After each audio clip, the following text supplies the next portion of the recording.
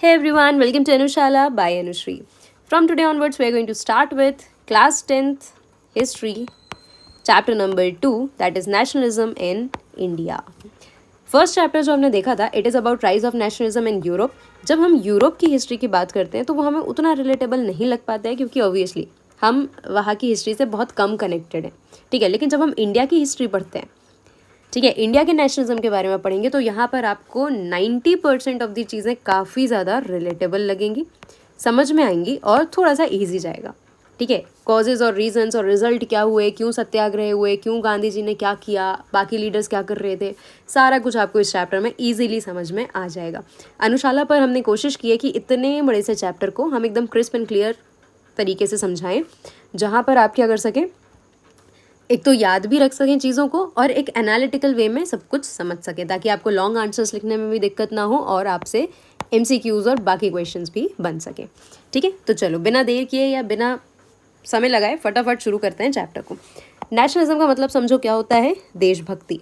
ठीक है, अब देशभक्ति से तो हम सारे लोग अवेयर हैं कि जब आप अपने नेशन के साथ रिलेट करते हैं, एक कॉमन आइडेंटिटी जोड़ने की कोशिश करते हैं, तो आप क्या समझ पा रहे हैं या क्या फील कर पा रहे हैं.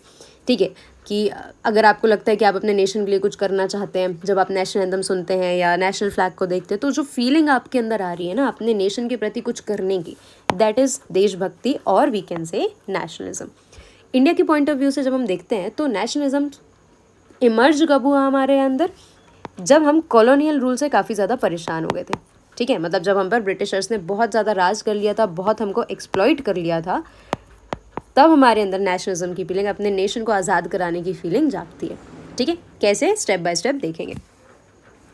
भाई डेफिनेशन के भूखे बच्चे हैं, ये देख लें कि नेशनलिज्म की डेफिनेशन क्या है. Ideology that emphasize loyalty, devotion और एलिगेंस टू वन नेशन. ठीक है, हमारी लॉयल्टी या कितना डिवोटेड है हम अपने नेशन के प्रति, ठीक है, कितना अपनापन हम रख रहे हैं उसके प्रति, उसको हम कहते हैं नेशनलिज्म. ठीक है, आइडियोलॉजी है एक. ठीक है, और एम्फेसाइज का मतलब होता है जोर डालना, लॉयल्टी के ऊपर, डिवोशन के ऊपर या एलिगेंस के ऊपर. Such obligation outweigh other individual और ग्रुप इंटरेस्ट, मतलब कि ये किसी भी इंडिविजुअल के अपने इंटरेस्ट या अपने मोटिव या फिर एक ग्रुप इंटरेस्ट या ग्रुप मोटिव से ऊपर बढ़कर पूरे नेशन के लिए जब आप किसी चीज़ को सोच रहे हैं, दैट इज़ नेशनलिज्म. है ना, वहाँ पर इंडिविजुअल की बात नहीं आएगी कि मैं क्या चाहती हूँ, वहाँ पर मैं ये देखूंगी मेरी कंट्री के लिए क्या बेहतर है. Fine, so this is nationalism. अब देखते हैं Indian nationalism. Intimately connected to the anti colonial movement in India. India का जो नेशनलिज्म है वो सबसे ज़्यादा करीब से किसके रिलेशन में है या किसके कनेक्शन में, हम कहेंगे एंटी कॉलोनियल मूवमेंट. है ना, कॉलोनियल मूवमेंट जब ब्रिटिशर्स हम पर रूल कर रहे थे, और एंटी मतलब जब हम उसके अगेंस्ट आवाज़ उठा रहे थे. Unity emerged in the process of their struggle with colonialism. और सबसे ज़्यादा यूनिटी कब देखने को मिली कि जब हम सारे लोग मिलकर ना कॉलोनियलिज्म के अगेंस्ट एक मास स्ट्रगल करने जा रहे थे, है ना, एक कलेक्टिव स्ट्रगल करने जा रहे थे.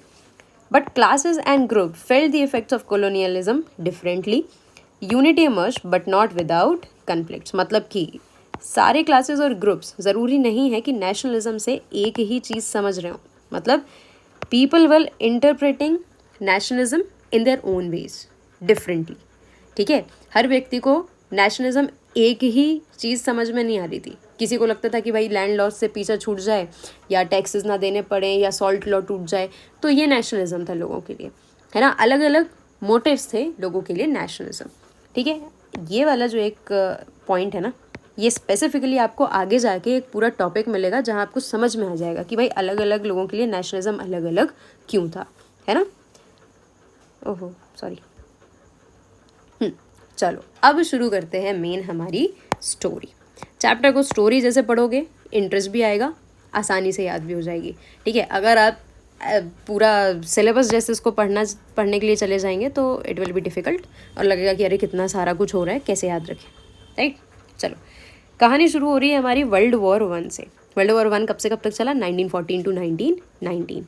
ठीक है, अब देखो 1914 से 1919 तक जो आपका वर्ल्ड वॉर 1 चला, उसके कुछ इम्पैक्ट इंडिया के ऊपर भी आए. अब इंडिया के ऊपर क्यों आएंगे, वर्ल्ड वॉर का मतलब क्या है कि वर्ल्ड जो है पूरा वो 2 हिस्सों में डिवाइड हो गया है ना. कंट्रीज़ जो हैं वो ग्रुपिंग कर चुकी हैं 2 पार्ट्स में और ये 2 पार्ट्स एक दूसरे से झगड़ा कर रहे हैं. This is world war. Right, अब वर्ल्ड वॉर में क्या हुआ, पहले में दो ग्रुप्स बने, अलाइड पावर और सेंट्रल पावर। अलाइड पावर में कौन कौन था, Russia, Britain, America and Japan. और सेंट्रल पावर में कौन था, Germany, Austro Hungarian and Ottoman empire. ये जर्मनी वही है जो क्लास 9th में हमने पढ़ा था ना, नाजी वाला, हिटलर वाला जर्मनी। ठीक है, तो एक तरफ कौन थे, Germany, Austro Hungarian and Ottoman empire, जिसको आप टर्की भी समझ सकते हैं। Russia, Britain, America and Japan are on the sides of Allied powers. जीतता कौन है, अलीड पावर। ठीक है, अब यहाँ पर इंडिया कहाँ है, ना तो इसमें इंडिया है ना तो इसमें इंडिया है, इधर है इंडिया। कारण क्योंकि ये बात चल रही है 1914 की, और आपको पता है कि हम आज़ाद हुए 1947 में। मतलब अभी हम किसके गुलाम हैं, अभी हम किसके कॉलोनी बने हुए हैं, ब्रिटेन के। तो भाई अगर ये ब्रिटेन वर्ल्ड वॉर 1 में पार्टिसिपेट कर रहा था तो इसके कारण हमें अल्टीमेटली वर्ल्ड वॉर 1 में पार्टिसिपेट करना पड़ा, है ना। डायरेक्टली पार्टिसिपेट नहीं किया, लेकिन इनडायरेक्टली कहीं ना कहीं हम पर भी वर्ल्ड वॉर 1 के काफ़ी सारे इम्पैक्ट देखने को मिले। ठीक है, इम्पैक्ट का मतलब क्या है, असर। ठीक है, जो भी साइड इफ़ेक्ट्स थे वर्ल्ड वॉर 1 के वो इंडिया को भी झेलने पड़े, इंडिया के भी रिसोर्सेज उसमें लग गए थे। राइट, चलो, तो आई होप आपको इतना समझ में आया होगा। देखते हैं भाई, अभी हमने इतना देख लिया कि इम्पैक्ट तो पड़ा, पर क्या। ठीक है, ये भी तो पता होना चाहिए ना कि इम्पैक्ट क्या, आधी कहानी सुन के थोड़ी ना छोड़ देंगे। देखो कई सारे इम्पैक्ट पड़े। सबसे पहले तो defence expenditure of British government increased. क्यों बढ़ेगा, क्योंकि ऑब्वियस सी बात है कि ये वॉर में गए थे। अब वॉर में गए हैं तो डिफेंस का खर्चा तो बढ़ेगा, है ना। मिलिट्री लगेगी, आर्मी लगेगी, उसके लिए वेपन्स लगेंगे, जो आर्मी है उसको खाना भी खिलाना पड़ेगा। तो डिफेंस एक्सपेंडिचर जो था, डिफेंस का जो खर्चा था वो तो बढ़ना ही था। ठीक है, लेकिन ये जो खर्चा बढ़ा, इसके लिए जो पैसा चाहिए, ये पैसा आएगा कहाँ से, ये पैसा लेंगे ये लोग इंडिया से। अब इंडिया से पैसा लेने का क्या तरीका है, सिंपल, लोगों के ऊपर क्या लगा दो, कस्टम ड्यूटीज़ या इनकम टैक्स। इनकम टैक्स हर व्यक्ति के ऊपर लगाया जा सकता है जो पैसा कमा रहा है, और कस्टम ड्यूटीज़ उन लोगों के ऊपर जो क्या कर रहे हैं, ट्रेड या जो इम्पोर्ट या एक्सपोर्ट कर पा रहे हैं। ठीक है, तो कुल मिला के ब्रिटिश गवर्नमेंट को निकालना था अपना खर्चा, तो इन्होंने बोला कि भाई हमारे पास से अपनी जेब का पैसा हम क्यों लगाएं, हम एक काम करते हैं, इंडिया के लोगों के ऊपर क्या लगा देते हैं, कस्टम ड्यूटी और इनकम टैक्स। जो वो ऑलरेडी लगा रहे थे उसको उन्होंने क्या किया, इंक्रीज, बढ़ा दिया।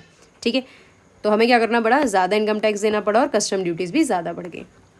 फिर महंगाई इंडिया में बढ़ गई। महंगाई क्यों बढ़ी भाई, क्योंकि डिमांड जो थी वो वैसी ही थी, बट सामान जो थे वो कम हो गए थे। कारण ब्रिटेन जब वॉर में था, वर्ल्ड वॉर 1 में था, 1914 से लेकर 1919 तक। ऐसे पढ़ते पढ़ते जब आप 4-5 बार डेट्स को बोलते हैं ना, रिवाइज करते हैं, तब आपको वो अपने आप याद हो जाती हैं, बैठ के अलग से याद नहीं करना पड़ता।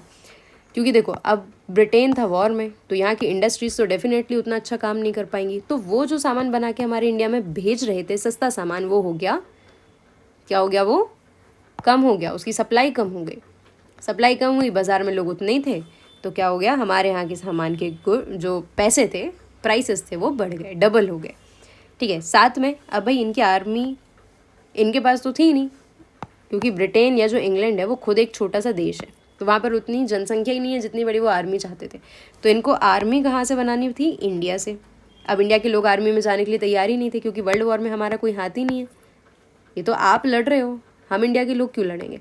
ठीक है, but they force people to join army. Forceful recruitment, recruitment का मतलब होता है किसी को काम पर रखना। ठीक है, किस तरीके से, फोर्सफुल तरीके से। क्रॉप फेलियर हो गया बिटवीन 1918 टू 1921। ठीक है, 1918 से लेकर 1920 तक और 1920 से लेकर 1921 तक, ये 2-2.5 साल में क्या हो गया, फेमाइन्स जो हैं वो आने लग गए, क्रॉप फेलियर हो गया, फसल जो थी वो ख़राब हो गई। अब फसल ख़राब हो गई तो स्वाभाविक है कि खाना जो है वो कम पड़ जाएगा, फूड शॉर्टेज जो है वो कम पड़ेगी। एक और कारण ये था कि ये जो अपनी आर्मी को खाना खिलाने के लिए ले जा रहे थे, ये इंडिया से ही ले जाएंगे, तो ये तो अपनी आर्मी के लिए ले जाते थे जितना थोड़ा बहुत ग्रो हुआ, हमारे यहाँ के लोगों के लिए क्या हो गई थी, शॉर्टेज। ठीक है, और सोने पे सुहागा, जैसे अभी हमने कोविड को बियर किया, वैसे ही यहाँ पर एक इन्फ्लुएंजा नाम का एपिडेमिक फैल गया था, इन्फ्लुएंजा नाम की एक महामारी फैल गई थी, और साथ में क्या आ गया, फेमाइन, यानी कि अकाल पड़ा। अब आप देख सकते हैं कि इतनी सारी चीज़ें हमको क्यों बियर करनी पड़ रही हैं, जस्ट बिकॉज दिस ब्रिटेन, क्योंकि ये भाई साहब को वर्ल्ड वॉर 1 में जाना था। ठीक है, हमें नहीं जाना था, लेकिन क्योंकि हम इनके अंडर कॉलोनी थे तो ये हमको घसीट के ले गए और इतना सारा नुकसान इन्होंने हमारा करवा दिया। ठीक है, तो अब आई होप आपको समझ में आया होगा कि इंडिया ने जब डायरेक्टली पार्टिसिपेट नहीं भी किया तब भी क्यों उसको इम्पैक्ट झेलने पड़े। Why? Because we were a colony of Britain. ठीक है, पॉइंट्स को एनसीईआरटी और हम एजुकेटर्स जो हैं हम कोशिश करते हैं कि इनका अरेंजमेंट ही इसी प्रकार से हो कि आपको ये समझने में आसानी हो, है ना। सिंपल, क्रॉप फेलियर हुआ तो फूड शॉर्टेज हुई, फूड शॉर्टेज के साथ एक और कारण जुड़ जाता है, फेमाइन। ठीक है, तो आप भी अगर इसी प्रकार से पढ़ेंगे या नोट्स बनाएंगे तो it will be easy for you. ठीक है, चलो अब हम देखते हैं कि भाई यहाँ हमें पता चल गया कि वर्ल्ड वॉर 1 में ब्रिटेन गया। वर्ल्ड वॉर 1 कब से कब तक था? 1914 to 1919। ठीक है, वर्ल्ड वॉर 1 हुआ, इंडिया पे जो इम्पैक्ट था वो गड़बड़ आया। अब इसी बीच में क्या होगा, एक व्यक्ति इंडिया में वापस आएगा जिसका नाम था महात्मा गांधी। वापस का मतलब क्या है? ये तो इंडिया नहीं है, ये कहाँ गए थे? He went to South Africa. ठीक है, ये साउथ अफ्रीका क्यों गए? क्योंकि गांधी जी बैरिस्टर बने। ठीक है, पढ़ लिख के क्या बने? बैरिस्टर ने लॉ की पढ़ाई करी। लेकिन इनका करियर इंडिया में कुछ उतना अच्छा इनको समझ में नहीं आया। इनको एक अपॉर्चुनिटी मिली कहाँ? साउथ अफ्रीका में, कि एक मर्चेंट का केस लड़ने इनको वहाँ पर बुलाया गया। ठीक है, तो जब ये वहाँ जाते हैं तो वहाँ पर क्या होता है, इनके साथ on the basis of colour, skin colour, Indian थे, डार्क स्किन थे, ठीक है, या कलर्ड स्किन थी इनकी, तो उसके कारण क्या हुआ कि इनको रेसिज्म का सामना करना पड़ा। यानी स्किन कलर के बेसिस पर जो भेदभाव ब्रिटिशर्स कर रहे थे साउथ अफ्रीका में या अफ्रीका की बाकी कंट्रीज़ में, जब उसका सामना करना पड़ा तो इन्होंने वहाँ पर अपने तरीके से लड़ाई की। और इनका तरीका क्या था? सत्याग्रह। ठीक है, सत्याग्रह का मतलब क्या है? इसको अगर हम ब्रेक करें तो देखो ये इस तरीके से लिख गया। ठीक है, और इसको भी और ब्रेक करोगे आप तो ये सत्य प्लस आग्रह। ठीक है, सत्य का मतलब होता है सच और आग्रह का मतलब अ काइंड ऑफ रिक्वेस्ट। ठीक है, मतलब कि हम सच बोल रहे हैं, हमें पता है कि हम जो चीज़ करने जा रहे हैं वो सही है, वो सच है, सत्य है। ठीक है, तो हम शांति से उसके लिए बिना वायलेंस किए पीसफुल तरीके से आग्रह करेंगे कि हमें ये चीज़ मिलनी चाहिए। यानी अपनी डिमांड्स को तो रखना लेकिन बिना लड़े भिड़े, बिना वायलेंस किए, पीसफुल तरीके से। ठीक है, तो ये आइडिया ऑफ सत्याग्रह इनको कहाँ से आएगा? ये आएगा इनको साउथ अफ्रीका से। ठीक है, ये साउथ अफ्रीका में ऑलरेडी रहते हैं। जब वहाँ पर ये कुछ सत्याग्रह करते हैं ना, एक दो एक्टिविटीज़ में पार्टिसिपेट करते हैं, वहाँ थोड़े से पॉपुलर हो जाते हैं, तो एक दिन एक व्यक्ति इनको 1915 में गोपाल कृष्ण गोखले जो होते हैं वो क्या करते हैं, जो इनके पॉलिटिकल गुरु कहलाते हैं, 1950 में इनको वापस बुलाते हैं कि ये आप भारत आएँ, जो एक्टिविटीज़ आप वहाँ कर रहे हैं उसकी ज़रूरत यहाँ बहुत ज़्यादा है ना, अपनी कंट्री में करेंगे क्योंकि यहाँ पर ब्रिटिशर से हम सारे लोग परेशान। So Gandhi ji came back to India in 1915 from South Africa. ये याद रखना कहाँ से वापस आए थे। ठीक है, अभी बाकी की जो कहानी मैंने आपको बताई वो इसलिए ताकि आपको ये याद हो जाए कि ये क्यों वापस आए। ठीक है, चलो सत्याग्रह क्या था? Power of truth and non violence, सत्य और अहिंसा की ताकत बताने के लिए एक तरीके का मूवमेंट हुआ करता था जिसको हम कहते थे सत्याग्रह। ठीक, अब 1906, देखो 1915 में आए थे लेकिन हम उससे पहले की बात कर रहे हैं। 1906 में साउथ अफ्रीका में इन्होंने क्या किया? सबसे पहला सत्याग्रह चालू किया against British policy of racism. वहाँ पर रेसिज्म हो रहा था, यानी स्किन कलर के बेसिस पर भेदभाव, जिसको एक तरीके से साउथ अफ्रीकन्स अपार्थीड भी कहते थे। ठीक है, 9th में हमने पढ़ा है इसको। तो इसके अगेंस्ट इन्होंने पहला सत्याग्रह किया 1906 में और ये उसमें सक्सेसफुल रहे, तो इनका कॉन्फिडेंस इंक्रीज हुआ। ठीक है, उसके बाद जब ये इंडिया आते हैं, कब आ गए इंडिया में? 1915 में। ठीक है, 1915, अभी याद रखो 1915 चल रहा है, मतलब already world war is going on, है ना, इसके बीच की बात कर रहे हैं हम। तो 1917 में ये चंपारण नाम की एक जगह पर आएंगे जो कि बिहार के अंदर है। वहाँ पर कुछ पीजेंट्स होंगे, यानी कुछ फार्मर्स होंगे जिनको ब्रिटिश प्लांटर्स फोर्स कर रहे थे कि आपको इंडिगो ग्रो करना है। अभी इंडिगो क्या है ये हमने 8th और 9th दोनों में पढ़ा था, फिर से बता देती हूँ। इंडिगो एक क्रॉप होती है जो कौन सा कलर प्रोड्यूस करती है? Blue, which was important for the textile industry in Britain. ठीक है, इंडिया में अच्छी क्वालिटी का हो सकता था और चीप रेट पर हो सकता था, इसलिए ब्रिटिश के कुछ लोग आकर यहाँ पर प्लांटर्स बन जाते हैं और इंडियन फार्मर्स को फोर्स करते हैं इंडिगो ग्रो करने के लिए। ठीक है, साथ में चलो इंडिगो ग्रो करा रहे हो, समझते हैं समस्या क्या थी कि इंडिगो ग्रो करने से ना सॉइल की fertility over the period of 2 to 3 years खराब हो जाती है और उसके बाद उस पर कोई भी फूड ग्रेन क्रॉप आप लगाएंगे तो वो अच्छे से ग्रो नहीं करेगी। ठीक है, वहीं पर इंडिगो ग्रो कराने के लिए भी कम पैसा दिया जा रहा था, मतलब प्रॉपर रेम्यूनरेशन जो है वो ब्रिटिशर्स किसको नहीं दे रहे थे? हमारे यहाँ के पीजेंट्स को। ठीक है, तो ये समस्या थी। इसके अगेंस्ट पीजेंट्स जो होते हैं वो गांधी जी को अप्रोच करते हैं कि सर आप आएँ और हमारे साथ सत्याग्रह करें या हमारे लिए डिमांड रखें ये, ठीक है। तो गांधी जी जाते हैं, ये मिशन भी सक्सेसफुल हो जाता है। इसके बाद 1917 same year he went to Kheda which is in Gujarat, ठीक है। ये जाते हैं कहाँ पर, खेड़ा में जाते हैं, और यहाँ पर कुछ फार्मर्स होते हैं, कुछ पीजेंट्स होते हैं जो अपना रेवेन्यू नहीं दे पा रहे होते हैं। क्यों नहीं दे पा रहे? क्योंकि वहाँ पर क्रॉप फेलियर हो गया था और प्लेग नाम की एक महामारी, जैसे कि हमने इन्फ्लुएंजा पढ़ा वैसे ही प्लेग नाम की एक बीमारी बहुत लोगों को हो जाती है, जिसके कारण ये रेवेन्यू नहीं दे पाते। तो ये चाहते थे कि भैया रेवेन्यू जो है उसको माफ़ कर दिया जाए, रिलैक्सेशन मिल जाए हमको, ठीक है। अब ये बोलते हैं गांधी जी को अगेन कि सर आप आएँ और हमारे लिए सत्याग्रह करें। गांधी जी जाते हैं और ये भी सक्सेसफुल होता है। लेकिन you have to keep in mind कि जब मैं कह रही हूँ कि ये भी सक्सेसफुल रहा और ये भी सक्सेसफुल रहा, इसका मतलब ये नहीं है कि जो डिमांड गांधी जी ने रखी वो एज इट इज़ पूरी हुई। हर बार ब्रिटिशर्स ने कुछ कॉम्प्रोमाइज़ कराया, ठीक है। कुछ चीज़ें ब्रिटिशर्स ने कॉम्प्रोमाइज़ की और कुछ गांधी जी ने। बात समझ आई कि अगर मान लो कि ये कह रहे हैं कि भैया 30% टैक्स लग रहा है, इसको कम कर दो, गांधी जी कह रहे हैं कि इसको 15 कर दो, ब्रिटिशर्स ने 20 पे ही माना, ठीक है। तो इस प्रकार के कॉम्प्रोमाइज़ गांधी जी को भी करने पड़े और ब्रिटिशर्स को भी करने पड़े, बट स्टिल क्योंकि कुछ चेंजेस हुए, कुछ डिमांड्स पूरी की गई, दैट्स वाई हम कह रहे हैं कि ये मूवमेंट सक्सेसफुल रहे, राइट। लास्ट एक और देखने को हमको मिलता है, मतलब हमारे मूवमेंट के पहले के 1918 में अहमदाबाद, यहाँ पर कॉटन मिल वर्कर्स यानी टेक्सटाइल इंडस्ट्री मिल्स में काम करने वाले जो वर्कर्स होते हैं वो डिमांड करते हैं कि उनकी इनकम को बढ़ाया जाए, है ना, उनकी वेजेस को बढ़ाया जाए। गांधी जी इनके लिए भी लड़ते हैं, जितनी इनकी डिमांड होती है उतनी एग्जैक्टली वेजेस तो नहीं बढ़ती हैं, लेकिन कुछ थोड़ी बहुत इनकम तो बढ़ती है। बात समझ आ रही है? ये सब हो गया था। तो अब देखो 3 सत्याग्रह इन्होंने इंडिया में कर लिए। अगेन गांधी जी इंडिया में भी क्या हो गए, पॉपुलर। लोगों को लगने लगा कि भाई गांधी जी जो हैं वो उनकी प्रॉब्लम्स को सॉल्व कर सकते हैं, है ना। और ब्रिटिशर्स को अगर कोई व्यक्ति झुका पा रहा है तो वो कौन है? गांधी, राइट। अब ये जो छोटे छोटे सत्याग्रह है ना, ये देखो स्वाभाविक है कि भाई हमारे पेपर में 1-1, 2-2 मार्क्स में तो ये सवाल पूछे नहीं जाएंगे, ठीक है। मतलब कि लॉन्ग आंसर्स में तो ये नहीं आएगा। तो ये किस में आएगा? ये आ सकता है MCQs में, और उससे भी खतरनाक ये आ सकता है मैप वर्क में। अगर आपने अभी तक सैम्पल पेपर नहीं देखा है तो आप सैम्पल पेपर देखें, तो आपको समझ में आएगा कि जो 5 मार्क्स के लिए मैप आ रहा है, जिसमें से 2 मार्क्स का आएगा हिस्ट्री से और 3 मार्क्स का आएगा जियोग्राफी से। तो ये जो 2 मार्क्स का आ रहा है ना हिस्ट्री में से, ये ऐसे ही पूछेगा। ये नहीं पूछेगा कि मैप में मार्क कर दो चंपारण कहाँ है या बिहार कहाँ पर। ये बोलेगा कि भाई mark that place in the map जहाँ पर पीजेंट्स ने सत्याग्रह किया, ठीक है, फॉर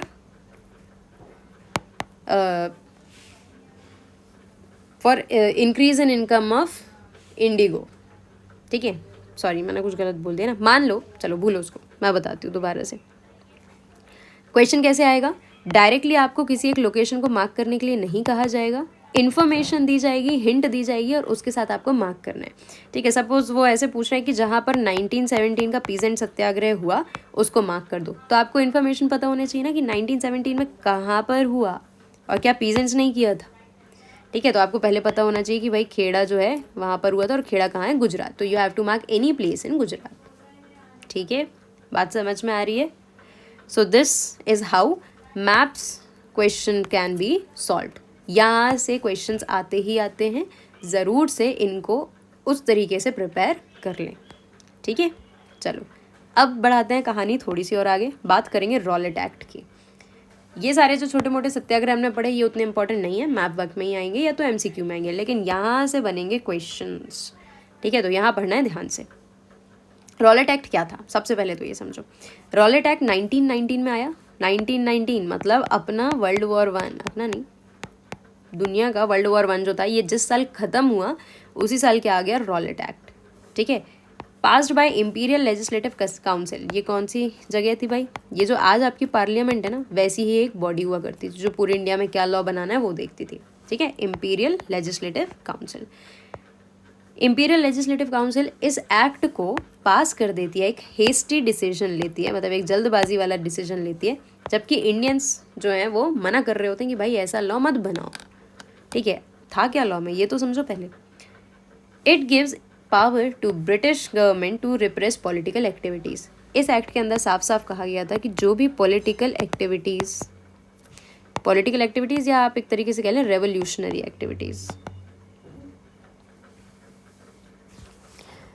जितनी भी पॉलिटिकल या रेवोल्यूशनरी एक्टिविटी हो रही थी उनको रिप्रेस करने के लिए, या आप कह सकते हैं उनको सप्रेस करने के लिए क्या किया, ये एक्ट बनाया गया कि जो भी व्यक्ति हमको पॉलिटिकल एक्टिविटी या रेवोल्यूशनरी एक्टिविटी करते हुए दिखा या पाया गया उसको हम उठाकर भर देंगे जेल के अंदर। कितने साल के लिए? 2 साल के लिए। And that too without trials. मतलब ऐसा भी नहीं कि आज आपको अरेस्ट कर लिया गया तो आपको कल कोर्ट ले जाके देखा जाएगा कि हाँ भाई ये ट्रायल करो कि इस व्यक्ति की गलती थी या नहीं थी। ऐसा कुछ भी नहीं होगा। 2 साल के लिए सीधा जेल के अंदर भर देंगे आपको। तो किसी भी प्रकार की पॉलिटिकल एक्टिविटी करते दिख मत जाना। अब ये तो भाई काफ़ी गलत हो गया। हम तो सत्याग्रह के बेसिस पर ही चल रहे थे ना अभी तक। हमने तो यही सीखा कि भाई गांधी जी कह रहे हैं शांति से बैठ के नॉन वायलेंस को यूज़ करो और सत्याग्रह करो। अब ये तो पॉलिटिकल एक्टिविटी हो गई, लेकिन अब इसी पॉलिटिकल एक्टिविटी को अगर आप मना कर दोगे और 2 साल की सज़ा हो जाएगी तो ये तो एक तरीके से सत्याग्रह करने से ही मना कर रहे हैं इनडायरेक्टली। ठीक है, चलो। So revolutionary activity can lead to detention for 2 years without trial. Detention का मतलब होता है कैद करना जेल में। कितने साल के लिए? 2 साल के लिए विदाउट ट्रायल। ठीक है, तो अब अगर आपको 2 मार्क्स में पूछने के लिए आ जाए कि भाई बताओ व्हाट वाज रॉलेट एक्ट, तो साफ साफ लिख देना कि किसी भी प्रकार की पॉलिटिकल एक्टिविटी या रेवोल्यूशनरी एक्टिविटी को प्रिवेंट करने के लिए ब्रिटिशर्स ने एक डिसीजन लिया कि भाई जो भी ऐसा करते पाया गया उसको हम डिटेंट कर लेंगे, कैद कर लेंगे, इम्प्रिजन रख देंगे for 2 years without any trial. Right, चलो। तो अब क्या करेंगे भाई? ब्रिटिशर्स ने मना कर दिया तो नहीं करेंगे क्या हम लोग? सत्याग्रह नहीं करेंगे या पॉलिटिकल एक्टिविटीज़ में पार्टिसिपेट नहीं करेंगे? Obviously no. हम इंडियंस इतनी जल्दी मानते तो है नहीं किसी बात को।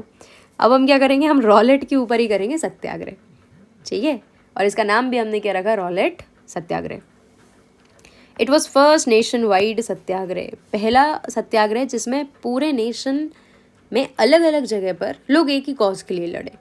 ठीक है, तो इन्होंने क्या बोला? गांधी जी थे हमारे, गांधी जी बोले कि देखो इन्होंने बोला है कि भाई रॉलेट एक्ट निकाला है हमने, हमें इसके अगेंस्ट काम करना है, हमें मना करना है कि रॉलेट एक्ट को वापस लो। ठीक है, तो हम क्या करते हैं? हम 6 अप्रैल को एक डेट हमने डिसाइड करी, हम उस दिन करेंगे हड़ताल। साल कौन सा चल रहा है? 1919। ठीक है, ध्यान रहे, बार बार डेट्स को रिपीट करो, अपने आप याद होगी, कैसे नहीं याद होगी। ठीक है, तो 6 अप्रैल 1919 इन्होंने डिसाइड किया कि भाई हम करेंगे हड़ताल। हड़ताल में क्या होगा? हम रैलीज निकालेंगे, दुकानों को बंद करेंगे, हम प्रोटेस्ट करेंगे जगह जगह पर। ठीक है, ब्रिटिश फियर्ड। अब देखो लोगों ने हड़ताल चालू कर दी। ठीक है, ब्रिटिशर्स को लगा कि ऐसा ना हो कि इनकी हड़ताल के चक्कर में जो हमने इतनी मुश्किल से कम्युनिकेशन की लाइंस बनाई हैं, फिर चाहे वो रेलवेज़ हों या टेलीग्राफ हों, ठीक है, ये हमारी लाइंस को, रेलवे लाइंस को या कम्युनिकेशन लाइंस को डिसरप्ट कर दें, तोड़ फोड़ कर दें। ठीक है, तो इन्होंने बोला कि यार अब इसको तो रोकना पड़ेगा, तो कैसे रोकें? ब्रिटिशर्स ने बोला कि ठीक है अपन यूज़ कर लेंगे वॉयलेंस। ठीक, ब्रिटिशर्स ने और ख़राब एक्शंस लेने चालू करे। ठीक है, उन्होंने जो लोकल लीडर्स थे उनको क्या कर लिया? अरेस्ट कर लिया। पंजाब अमृतसर से जो लोकल लीडर्स थे उनको अरेस्ट कर लिया गया और गांधी जी को बोला कि दिल्ली मत आना। गांधी जी क्या कर रहे थे? मार्च करते हुए, प्रोटेस्ट करते हुए दिल्ली आ रहे थे, तो उनकी एंट्री बंद करा दी कि भाई आप दिल्ली के अंदर नहीं घुस सकते। ठीक, ये सब चल रहा था कब? 6 अप्रैल। माहौल काफ़ी गर्म था। इतने में ब्रिटिशर्स ने एक और हरकत कर दी। कौन सी हरकत? 10 अप्रैल इन्होंने एक पीसफुल प्रोटेस्ट के ऊपर कर दिया फायरिंग, है ना? फायरिंग यानी गोलीबारी, बंदूक चला दी। किसके ऊपर चला दी? पीसफुल प्रोटेस्ट कर रहे हुए लोगों के ऊपर। ठीक, Indians attacked on government institutions. अब यहाँ देखो, ध्यान से देखो, 10 अप्रैल को ब्रिटिशर्स ने अटैक किया पीसफुल प्रोटेस्ट के ऊपर। लोग आपने आराम से सत्याग्रह कर रहे थे, ब्रिटिशर्स ने अटैक कर दिया, फायरिंग करा दी। अब इंडियंस को गुस्सा तो आएगा ही सही, तो अब हम शांति से बैठेंगे क्या? नहीं। अब हम क्या करेंगे? हम इंडियंस भी अटैक कर देते हैं जितने भी गवर्नमेंटल इंस्टीट्यूशंस होते हैं। कौन कौन से थे ये गवर्नमेंटल इंस्टीट्यूशंस? जैसे कि गवर्नमेंट के banks, government offices, police stations. ठीक है, या जो ब्रिटिशर्स के क्वार्टर्स वगैरह होते हैं, जो उनके घर रेजिडेंशियल एरिया होते हैं, वहाँ ऐसी सारी जगह जो जो भी गवर्नमेंट से रिलेटेड था, हमने उस पर अटैक करना चालू कर दिया। ठीक है, अब क्योंकि देखो वायलेंस इस तरफ से हुआ, इधर से भी हुआ, तो ब्रिटिशर्स ने क्या लगा दिया? Martial law. क्या इम्पोज कर दिया गया? मार्शियल लॉ, जिसको आप आसानी से ऐसे समझ सकते हैं कि मिलिट्री लॉ। मार्शल लॉ में क्या होता है, मिलिट्री जो होती है वो रूल करने लग जाती है, ठीक है। अब मिलिट्री रूल करने लग जाती है तो मिलिट्री का लीडर कौन होता है उस समय, जनरल डायर। ध्यान रखें इस व्यक्ति को, क्योंकि अभी आके थोड़ी ऐसी हरकतें मचाएगा कि आपको अपने आप इसका नाम याद हो जाएगा, ठीक है। सो क्या लग गया भाई, मार्शल लॉ। कैसे लगा, देखा, हम शांति से प्रोटेस्ट कर रहे थे, इन्होंने गोली चला दी, हमको गुस्सा आ गया, हमने गवर्नमेंट इंस्टीट्यूशंस पे अटैक किया, और जब हमने अटैक किया तो इन्होंने क्या लगा दिया, मार्शल लॉ, है ना, मिलिट्री रूल, ठीक है। अब ये मिलिट्री रूल के चलते क्या हुआ, जलियांवाला बाग मैसेकेयर। मैसेकेयर का मतलब क्या होता है, जब एक मास पॉपुलेशन जब एक मास पॉपुलेशन को एक साथ मारा जाता है ना, जिसको आप हत्याकांड भी कह सकते हैं, ठीक है, इसको कहते हैं हम मैसेकेयर, ठीक। चलो, अब जलियांवाला बाग मैसेकेयर क्या था, इसको हम देखेंगे अपने नेक्स्ट लेक्चर में। लेक्चर ज़्यादा बड़े ना करते हुए इनको पार्ट्स में समझेंगे हम, ठीक है। स्टोरी बड़ी है, छोटे छोटे पार्ट्स में समझो। नेक्स्ट लेक्चर लिखने से पहले इसको रिवाइज करके आ जाना, ठीक है। तो नेक्स्ट लेक्चर में हम जलियांवाला बाग और उसके आगे की कहानी समझेंगे। आई होप जितना हमने अभी तक समझा आपको समझ आया होगा। अगर इतने में कोई डाउट है तो आप आसानी से कमेंट कर सकते हैं, हाथ तो चलते ही हैं आपके पटर पटर, ठीक है। तो कमेंट करें और अपने डाउट्स क्लियर कर लें, ठीक है। वीडियो अगर पसंद आ रहा है, पढ़ाने का तरीका अच्छा लग रहा है तो प्लीज़ लाइक के बटन ज़रूर से दबा दें, कमेंट करके थोड़ी सी तारीफ़ कर देंगे तो अच्छा रहेगा, और शेयर तो कर ही दो भाई प्लीज़। जितना ज़्यादा आप शेयर करेंगे उतना ज़्यादा मैं और बच्चों तक पहुंच पाऊंगी और हम टफ चैप्टर्स को ईजी करके पढ़ा सकते हैं, ठीक है। हर टीचर का पढ़ाने का अपना तरीका है और हर बच्चे का पढ़ने का अपना तरीका है, ठीक है। आपके एक शेयर से अगर मैं उन बच्चों तक पहुँच सकूँ या वो मेरे तक पहुँच जाए तो हम सबकी मदद होगी, ठीक है। So keep watching. Thank you so much and stay tuned for next lecture.